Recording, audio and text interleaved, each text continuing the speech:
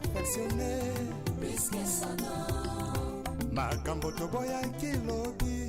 Et comment autoriser? Plus que comment.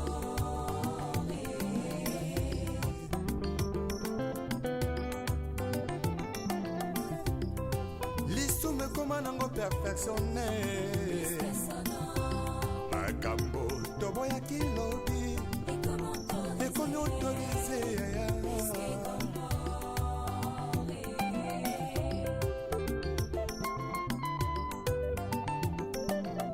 Ah, masula kobangola kamotema ye.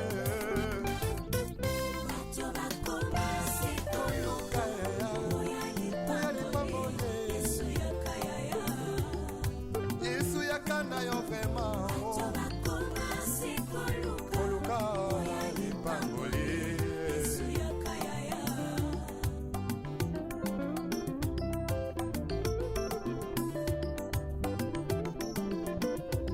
Mosali na Nzambe tango zwaki mbila. Osalaki kosa. Bonjour, bonsoir na communauté 3 Exa Production TV. Bonjour, bonsoir na babone na biso. Bonjour, bonsoir na yo moto nanu o s'abonner te mais olandaka ba émission na biso. Bienvenue na vidéo ya lelo. Kabali solo, pesa sango, partagez lien. 3 Exa Production TV. Azongi lisusu na makala. Bana makala boza wapi na gauche na biso selembao na droite na biso makala. Na carrière, qu'est-ce qui se fait, qu'est-ce qui est fait. Tozongi lisusu pona kosala bino constat sur l'évolution ya chantier oyo totikaki na balabala Kimfumu. Obanda Kimfumu ozozonga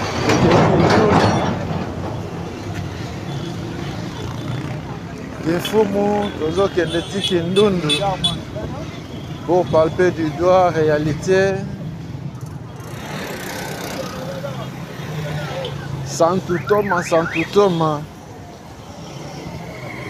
ndenge ya bukamu na bukakokila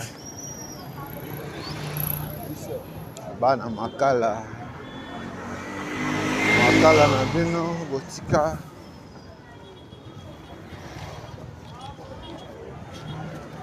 awa toza na route elengesa ok tout droit ozongi Ngunza ozongi Victoire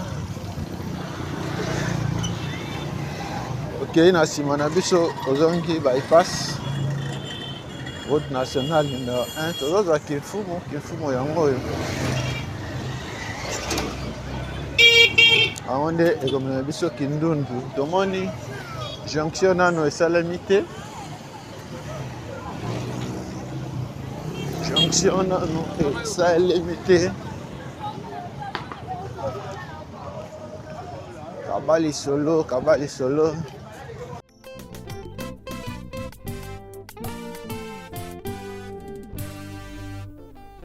Le retour à la parole nous est tous demandé. S'il te plaît, retournons à la parole. constat ya liboso kaka ndenge tomesana koloba bisika nyonso totambolaka. Caniveau construit, bordure placée, complexe scolaire Val de Grâce, yango oyo otanga na Val de Grâce, yango oyo.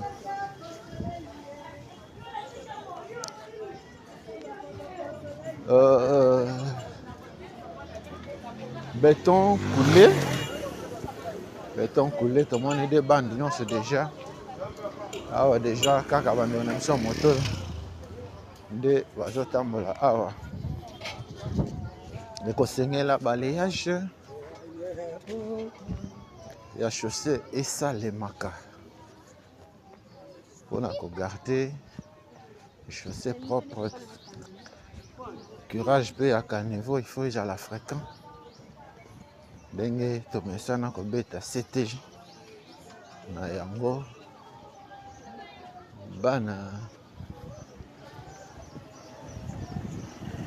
kimfumu yango oyo. Manifestez-vous dans les commentaires. Misala ekomi na niveau nini toye kopalper du doigt. Kopalper du doigt réalité. Kimfumu quartier Bagata. Botika. Quartier Bagata.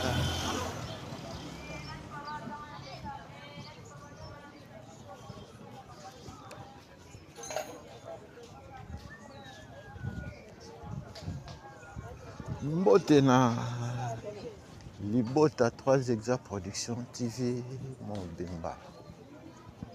Mbote na papa Feli Bolakisa depuis Paris. Mbote na papa Paul Mafuta na Hollande.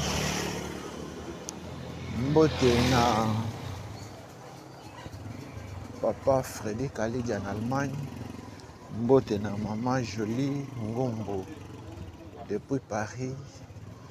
Mbote na maman Tema Maduku depuis Paris. 3 Exa Production TV.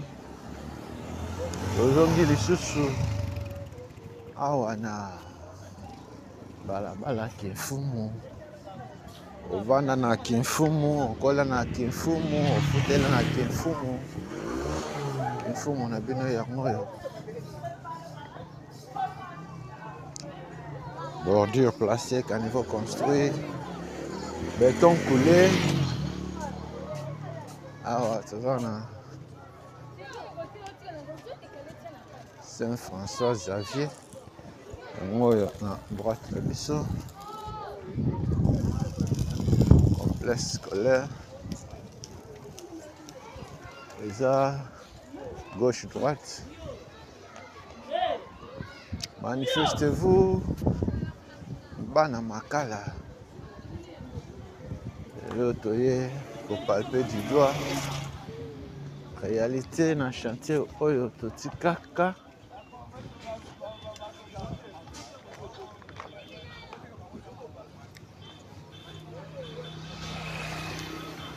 Bokoto. Omoni bisika ofutela, ovanda, yaka na commentaire. École otanga. Kasi tango kaka élévation yeye. Okomi ko égorger, nanya pesi permission. Otelemelaki tribalisme lobby. Lelo tie na nsima na yo mokongo moluba moswahili.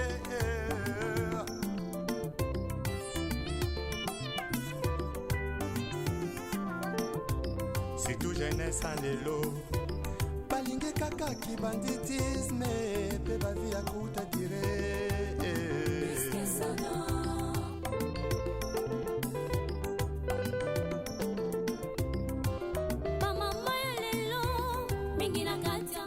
Kimfumu elengesa jonction. Non esalimité. Tomoni pe ba ouvrier ngambo jete. Éviter ceux qui vont à Kindudu, ceux qui bakei, Mupanzini. Toujours avancé, on constate na biso ya mokola lelo. Oyo tomoni awa ya kaka bandeko na biso ya régie des eaux. Legi ba placer tuyau, ba tuyau ya mai. Bokoto. Mbote na m'avait lutté depuis Allemagne. Mbote na Joachim Elenge. États-Unis. Mbote na Fabrice Ndombele. Na maman Adélia Mangamba. Depuis États-Unis. 3 Exa Production TV, terrain à terrain. Palpé, tu dois réalité, né mon salat, on peut ça. Kendo, Kenfumu, quartier Bagata. Moni, béton et Asika. Moyen tout le monde kitoko ya béton eza te. Ekosengela balayage esalemaka. Tomoni béton jusqu'à présent esukeli awa mpona balabala Kimfumu. Trottoir mpe esukeli awa. Tomoni ba ingénieur bango oyo bazozwa ba mesure. Tika hypocrisie, tala biso bato tomoyi kotosa Nzambe, tala biso bato masumu eleki, tozongela kaka Nzambe, totika hypocrisie, totika hypocrisie, totika hypocrisie. Bato ya mokili balobi balingi Nzambe, bato ya mokili balobi balingi Nzambe, balingi Nzambe te balingi biloko na ye. Wana totiki Bagata tobandi quartier Malala. Kamwe mingi lolenge bandimi lelo, balingi lisumu koleka. Na quartier Malala tomoni bandako mosusu ekosimbama ekozala demoli neti mur ya église oyo ekoliama lupango oyo elandi ti na coin na construction ya caniveau. Awa tomoni caniveau ekomi déjà awa toza na quartier Malala, balabala Kimfumu toujours tozokende Kindundu. Bana Kindundu, manifestez-vous. 3 Exa Production TV abosani bino te.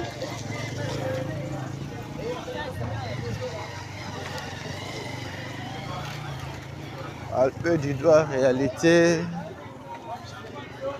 awa anu batouché yango te.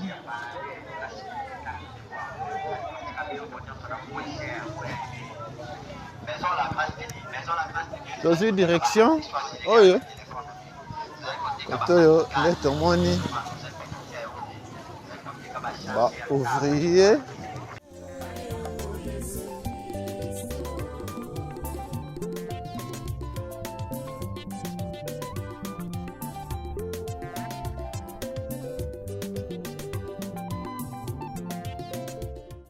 Santo Toma Kimfumu ekozwa déviation awa la direction oyo po ekende Kindundu. Bokoto Banza Sango.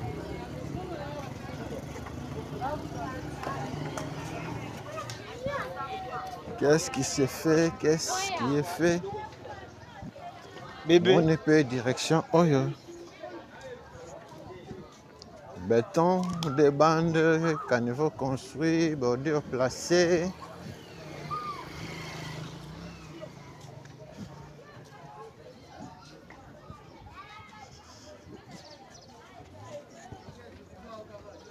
Manifestez-vous, manifestez-vous. La réparation.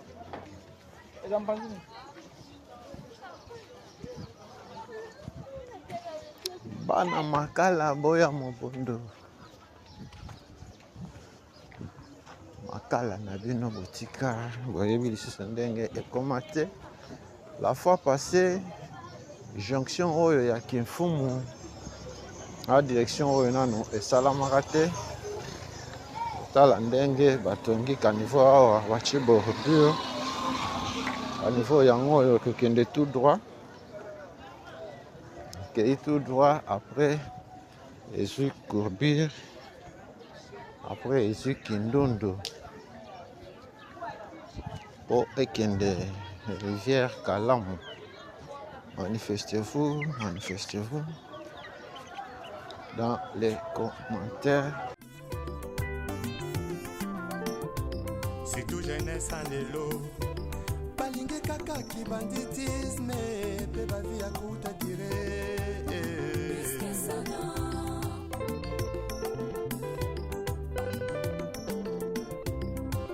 bamama ya lelo mingi na kati ya mangomba bilingi ya lelo mingi na kati ya mangomba misala etelemi te me tomoni baouvrier baye kosactive ngambo ya kindundu ezokita déjà vers rivière Kalamu.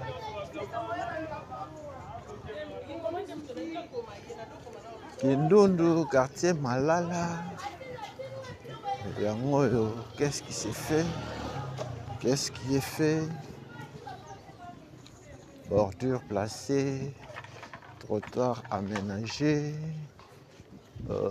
béton coulé ndenge okokomona yango sala etelemi te baouvrier bango wana baza à pied d'œuvre ezokende déjà vers mai ya Kalamu. Santo Toma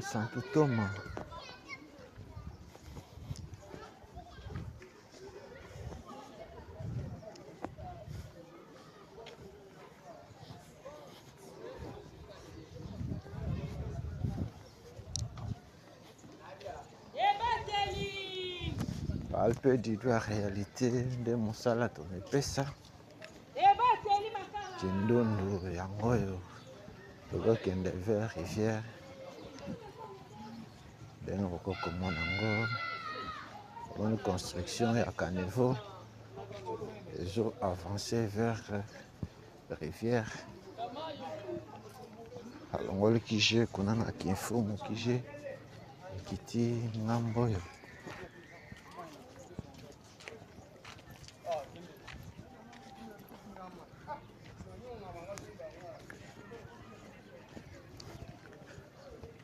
bana makala boza wapi makala botika kala quartier Bagata quartier Malala ekoti de oyo tobengaka Prince na Kinshasa ekoti béton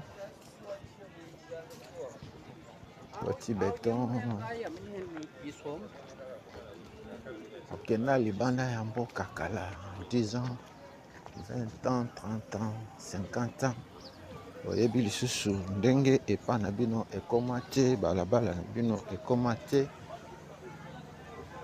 lopango na bino ekoma te benga biso komela biso tokokende yo mpe omona epa na bino olingi osoutenir mosala tosalaka benga biso komela biso soutien na yo ekozala bienvenu bana kindundu awa tomoni construction ya caniveau activé awa tozokende déjà vers rivière caniveau à droite pe na gauche na biso yango oyo ezotongama palpe du doigt réalité lelo tokolakisa bino bisika balabala yango ekobimela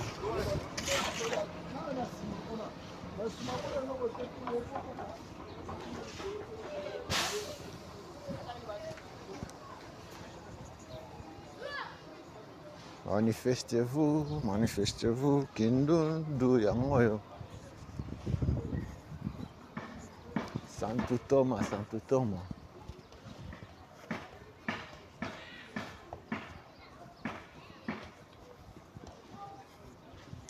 bana makala misala ya modernisation babalabala ebosani bino te.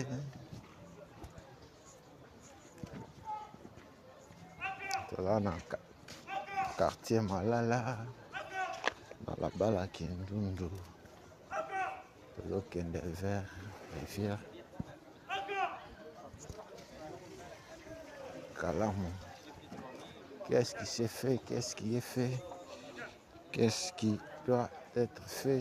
Moni Dengue ba ouvrier baza actif. Awa mpona kotia couche de base ya caniveau. Couche de base ya caniveau mpona construction ya caniveau. Bokoto.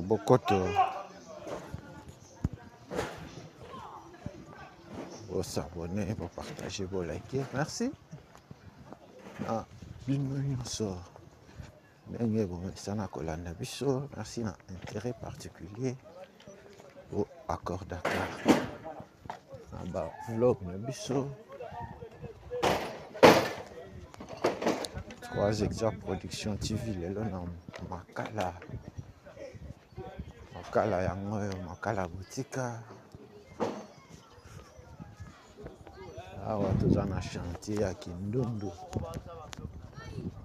tozokende vers rivière Kalamu. Après tobima chaussée de Kimwenza. Chaussée de Kimwenza. Olingi o soutenir ba effort tosalaka mosala tosalaka. Numéro yango wana eza affiché na biso komela biso soutien na yo ekozala bienvenue.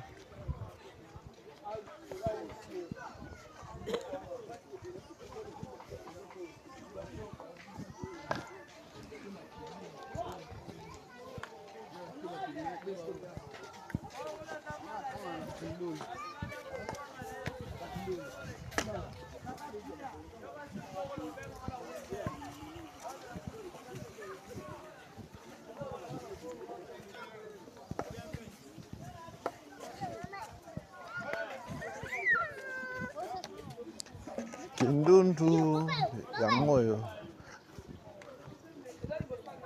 botala ndenge démolition esalemi ngambo oyo mpona koélargir balabala.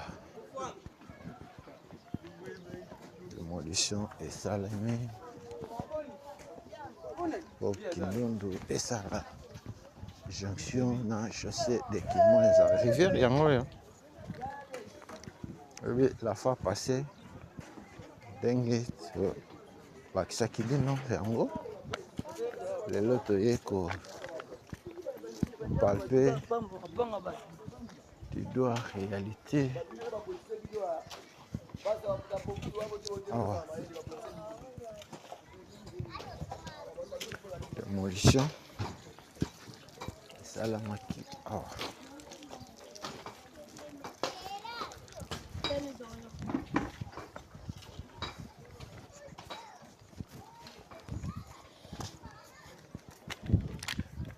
Kaka ndenge tolobaki yango la fois passée, bazwi quelques mètres à gauche tout comme à droite. On a l'élargissement ya balabala. Bana makala émission na biso ekomi na suka. To bandaki yango na route elengesa awa tobimi Kimwenza chaussée de Kimwenza yango oyo place ekoya kosala jonction yango oyo. Sepeli na émission na biso ya mokolo ya lelo. Merci na communauté 3 Hectares Production TV Mobimba. Soki nkolo azongi te tokutani mbala nsima na émission